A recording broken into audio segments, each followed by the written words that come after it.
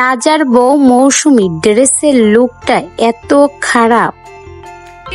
সবসময় বাইরের পচা ভাত পছন্দ করে। এই যে রাজার অবস্থা দেখেন, কি একটা বিয়ে করে আনছে, সব সময় মুখটা এরকম করে থাকে। কেন রে ভাই, আপনার দাঁত নাই, আপনি একটু মুখ খুলে হাসতে পারেন না? হ্যাঁ, আর মেয়েটার ড্রেস আপ সেন্স এত বাজে ভাই, মেয়েটার দেখলে আমার কেন জানি বিরক্ত লাগে। এরকম কেন?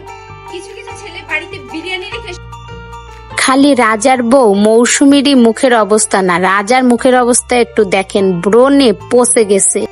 যেমনি আহাত তিশা তেমনি রাজা মৌসুমী, এরা একই রকমেরই মিলছে। একই রকম না মিললে তো আবার একজোট হয় না, দেখেন না সবসময় এরা একজোট বেঁধে থাকে। শুধু মৌসুমীর মুখের অবস্থা না, রাজার মুখের অবস্থাটাও একটু আপনারা দেখেন। বিরিয়ানি রেখে সবসময় বাইরের পচা ভাত পছন্দ করে। এই যে রাজার অবস্থা দেখেন, কি একটা বিয়ে করে আনছে, সব সময় মুখটা এরকম করে থাকে। কেন রে ভাই, আপনার দাঁত নাই, আপনি একটু মুখ খুলে হাসতে পারেন না? হ্যাঁ, আর মেয়েটার ড্রেস আপ সেন্স এত বাজে ভাই, মেয়েটার দেখলে আমার কেন জানি বিরক্ত লাগে। এরকম কেন? কিছু কিছু ছেলে বাড়িতে বিরিয়ানি রেখে দেখো, আমি বুঝলাম না, পুরোটা খালি হয়ে গেছে।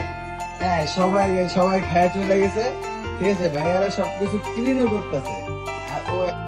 আচ্ছা, বাসার জন্য কত খাবার দেখো, আমি বুঝলাম।